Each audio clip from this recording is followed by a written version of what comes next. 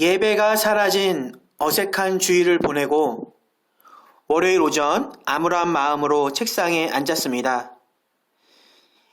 잃어버린 뒤에야 소중함을 깨닫는다 라는 말처럼 예배가 저희들에게 얼마나 소중했는지 요즘 피부로 느껴집니다.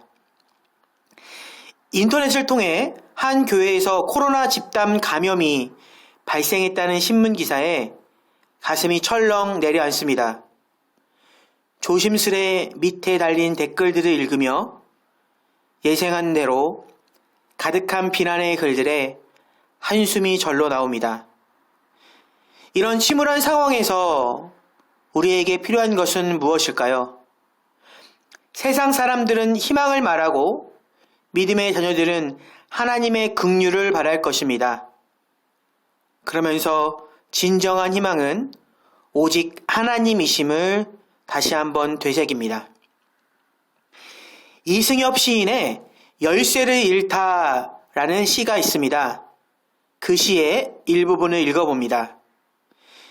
열쇠를 잃어버린 뒤에야 문도 벽이 될 수 있음을 알았다. 지금 겨울비 뿌리고 차가운 바람 부는 저녁녘, 그러나 추위 때문이 아니었다. 동료들과의 잦은 말다툼도 아내와의 냉전도 무너뜨려야 할 벽이었다. 열쇠가 필요했다. 마음이 곧 열쇠로구나. 하루하루 희망을 객사시키며 암흑 같은 방 안으로만 잦아들던 나는 새로 만든 열쇠를 손에서 놓지 못한다. 시인이 내 마음이 열쇠라는 말처럼 저희들의 현실은 사방이 꽉 막힌 벽과 담처럼 보이지만 저희들이 하나님을 향한 믿음과 소망을 잃지 않는다면 저희들을 에워싼 그 벽은 조만간 무너질 것입니다. 이번 고난으로 믿음의 백성들이 하나님을 향한 목마름이 더욱더 깊어지기를 바라며 말씀을 시작합니다.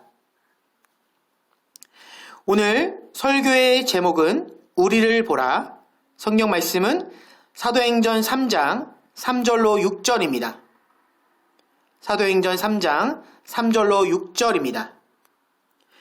그가 베드로와 요한이 성전에 들어가려 함을 보고 구걸하거늘 베드로가 요한과 더불어 주목하여 이르되 우리를 보라 하니 그가 그들에게서 무엇을 얻을까 하여 바라보거늘 베드로가 이르되 은과 금은 내게 없거니와 내게 있는 이것을 내게 주노니 나사렛 예수 그리스도의 이름으로 일어나 걸으라 하고. 지난주 저희는 회개란 내 삶의 방향 전환이며 내 관점의 변화라는 말씀을 나눴습니다. 그 전까지 내 삶의 주인공은 나였는데 이제는 그 중심 자리에 하나님을 모시는 것이 바로 회개입니다. 그렇게 회개와 세례, 믿음의 결단으로 모인 이들이 교회가 되었고 세상 사람들은 그렇게 하나님만 바라보는 교인들을 동경과 부러움의 눈길로 바라보았습니다. 지금 저희들이 꿈꾸는 그런 교회였던 거죠. 그리고 그 후에 이어지는 사건이 바로 오늘 본문입니다. 하나님이 삶의 중심이던 초대 교회들의 특징 중 하나는 그들은 기도에 힘썼다는 것입니다. 그 증거는 사도행전 곳곳에 기록되어 있으며 그 중 하나가 바로 3장 1절 말씀입니다. 제9시 기도 시간에 베드로와 요한이 성전에 올라갈 때 이 부분을 스쳐 읽어서는 안 됩니다. 그 당시 베드로와 요한의 일상은 얼마나 분주했을까? 한 번에 3,000명이 회심하고 날마다 새로운 교인들이 물밀듯 밀려 들어옵니다. 사도들은 그들에게 세례를 주고 예배를 인도하며 구제하는 일까지 정말로 눈코 뜰 새 없는 삶이었습니다. 그런데 그들은 없는 시간을 쪼개 정해진 시간마다 기도를 드렸다는 것입니다. 그 당시 예루살렘에 거주하는 경건한 유대인들은 하루에 3번 성전에서 기도했습니다. 성전에서 멀리 떨어진 곳에 살던 이들은 성전이 있는 방향을 향해 기도했습니다. 그 당시 유대인의 시간으로 3시와 6시, 9시에 기도했는데 그 시간에 6을 더하면 현재 저희들과 같은 시간대가 됩니다. 바꿔 말해 그들은 오전 9시와 정오인 낮 12시 그리고 오후 3시에 기도했습니다. 일상 중에 가장 분주할 시간에 그들이 기도했다는 것입니다. 바쁠수록 기도해야 한다는 말을 그대로 실천하는 삶이었습니다. 이처럼 하나님을 향한 기도는 그 당시 유대인이든 그리스도인이든 구분 없이 중요하였기에 사도들과 초대교인들은 매일 기도에 힘썼습니다. 그들이 뜨겁게 기도했던 이유는 무엇일까요? 너무나 명확합니다. 매 순간 성령님의 인도를 받기 위해서 그들은 늘 기도하는 삶을 살았던 것입니다. 믿음의 가족 여러분, 여러분들이 힘들고 분주할 때마다 기도하고 있나요? 막상 저부터도 쉽게 네, 기도합니다 라고 대답하기 망설여집니다. 부끄러운 모습입니다. 기도하지 않는 것만큼 교만한 사람은 없다라는 말을 들어보셨을 겁니다. 그 말은 기도는 내 힘이 아니라 하나님의 능력을 요청하는 것이기 때문이고, 다시 말해 기도하지 않는다는 말은 하나님이 필요 없다는 뜻이기 때문입니다.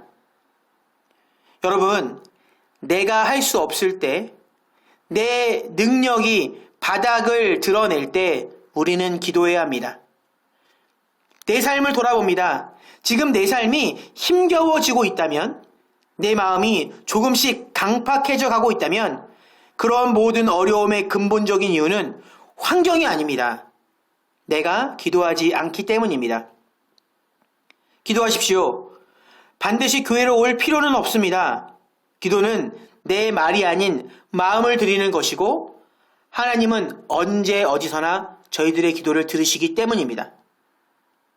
이제는 삶의 자리, 그곳에서 매 순간 기도함으로 기도가 삶이 되고 삶을 기도로 만드십시오. 하나님께서 그 기도하는 삶 가운데 함께 하실 것입니다. 그럼 기도에 대해 좀 더 깊은 이야기를 나눠봅니다. 만약 믿지 않는 사람들이 성도들이 절망과 고난 중에 기도하는 모습을 보면 어떤 생각을 할까요? 분명 대다수는 기도하는 우리를 비웃을 것입니다. 야, 너희가 믿는 하나님이 정말 계시다면 지금 내 꼴이 말이 되냐? 그렇게 전능한 하나님이 왜 너희를 안 돌보시냐? 이제 그만 기도해라. 하지만 저희들이 그러한 비난과 조롱 속에서도 기도를 마치고 일어나 절망과 고난 중에 낙심하지 않고 다시 일어서는 모습을 보이면 믿음의 자녀가 남 탓하지 않고 삶의 자리로 돌아가 성실함을 보이면 그렇게 비난하던 사람들의 생각은 바뀔 것입니다. 저희들은 기도의 능력과 그리스도인들의 삶에 대해 진지하게 고민해 봐야 합니다. 먼저 기도의 능력은 무엇일까? 우리가 기도할 때 분명 하나님께서는 환경과 세상을 바꾸어 주십니다. 우리가 기도할 때 하나님께서는 홍해를 가르시고 죽은 자를 일으키시는 기적을 일으키십니다. 또는 한편으로 우리가 기도할 때 하나님께서는 우리 안에 용기와 희망을 허락하여 주십니다. 사도행전 7장 55절로 60절입니다. 스데반이 성령 충만하여 하늘을 우러러 주목하여 하나님의 영광과 및 예수께서 하나님 우편에 서신 것을 보고 말하되 보라, 하늘이 열리고 인자가 하나님 우편에 서신 것을 보노라 한데 그들이 큰 소리를 지르며 귀를 막고 일제히 그에게 달려들어 성 밖으로 내치고 돌로 칠세 증인들이 옷을 벗어 사울이라 하는 청년의 발 앞에 두니라. 그들이 돌로 스데반을 치니 스데반이 부르짖어 이르되 주 예수여 내 영혼을 받으시옵소서 하고 무릎을 꿇고 크게 불러 이르되 주여 이 죄를 그들에게 돌리지 마옵소서 이 말을 하고 자니라. 스데반의 마지막 모습을 보고 그를 돌로 쳤던 유대인들은 결국엔 어떠한 생각을, 어떠한 마음을 가졌을까요? 특히 기도의 그 두 번째 능력, 믿음의 자녀들이 절망 속에서 하나님께 기도하는 모습은 세상에 하나님의 능력을 드러내며 그리스도인의 목적인 하나님의 영광을 세상에 나타내는 것입니다. 기도는 단순히 하나님께 드리는 청구서가 아니라 기도는 우리가 하나님의 뜻에 순종하는 삶 바로 그 자체입니다. 믿음의 가족 여러분, 지금이 바로 저희가 무릎을 꿇고 삶의 자리에서 기도해야 할 순간입니다. 기도함으로 우리는 담대해지고 우리의 기도를 통해 하나님의 영광을 세상에 나타내야 합니다. 그 사실을, 그 원리를 알았던 사도들과 초대 교인들은 그래서 기도하는 데 애썼고 저희들도 그렇게 기도하기를 축원합니다. 말씀을 이어갑니다. 2절로 3절까지 말씀입니다. 나면서 못 걷게 된 이를 사람들이 메고 오니 이는 성전에 들어가는 사람들에게 구걸하기 위하여 날마다 미몬이라는 성전문에 두는 자라. 그가 베드로와 요한이 성전에 들어가려 함을 보고 구걸하거늘 선천적인 장애로 태어날 때부터 걷지 못하는 한 장애인이 기도하러 교회로 향하는 베드로와 요한을 향해 구걸을 합니다. 당시엔 병든 사람, 장애가 있는 사람들은 자신의 죄 때문에 저주받았다고 생각했습니다. 그래서 그들은 죄인처럼 취급당하며 하나님의 백성으로 여겨지지 않았습니다. 그런데 베드로와 요한은 그 장애인을 보고 그 장애인의 요청에 어떻게 반응했나요? 본문은 이렇게 기록하고 있습니다. 베드로가 요한과 더불어 주목하여 이르되 우리를 보라 하니 그가 그들에게서 무엇을 얻을까 하여 바라보거늘 베드로가 이르되 은과 금은 내게 없거니와 내게 있는 이것을 내게 주노니 나사렛 예수 그리스도의 이름으로 일어나 걸으라 하고 베드로와 요한이 말합니다. 우리를 보라. 그리고 베드로는 그를 일으켜 세웁니다. 이때 저희들의 가슴을 울리며 저희들의 마음을 먹먹하게 만드셨던 그 예수님의 음성이 떠오릅니다. 요한복음 9장 1절로 3절입니다. 예수께서 길을 가실 때에 날 때부터 맹인된 사람을 보신지라. 제자들이 물어 이르되 랍비여 이 사람이 맹인으로 난 것이 누구의 죄로 인함이니까 자기니이니까 그의 부모니이까. 예수께서 대답하시되 이 사람이나 그 부모의 죄로 인한 것이 아니라 그에게서 하나님이 하시는 일을 나타내고자 하심이라. 아멘. 예수님께서 말씀하십니다. 이 사람의 고난은 그 누구의 죄 때문이 아니라 하나님의 영광을 위한 것이다. 우리는 죄인들, 잘못한 사람들, 내 마음에 거슬리는 다른 이들을 정죄하려고만 합니다. 그들의 꼬투리를 잡아 비난하려고 애를 씁니다. 그런데 예수님의 관점은 전혀 다릅니다. 예수님께서는 모든 상황 속에서 하나님의 뜻을 발견하시고 하나님의 영광을 드러내십니다. 오늘 본문을 봅니다. 베드로와 요한에게 구걸하던 그 장애인은 분명 인생에 대한 불만과 불평이 가득했을 것입니다. 그리고 그 낙심한 마음은 하나님을 향한 원망과 물질에 대한 집착으로 이어졌습니다. 또한 그를 바라보던 수많은 이들도 그 장애인을 죄인으로 여겼습니다. 또한 예수님과 함께했던 제자들마저도 선천적 시각장애인을 보고서 누군가를 비난하려 했습니다. 이처럼 인간들은 불행을 마주할 때마다 긍휼함보다는 강팍한 마음을 가득 채웁니다. 그러나 성경은 이렇게 증언합니다. 예수님께서는 모든 악한 것에서 선함을 찾아내시는 분이셨습니다. 예수님은 모든 상황 속에서 하나님의 뜻을 발견하는 분이셨습니다. 예수는 단 한 번도 죄인과 창녀를 만난 적이 없다라는 말이 있습니다. 그 말은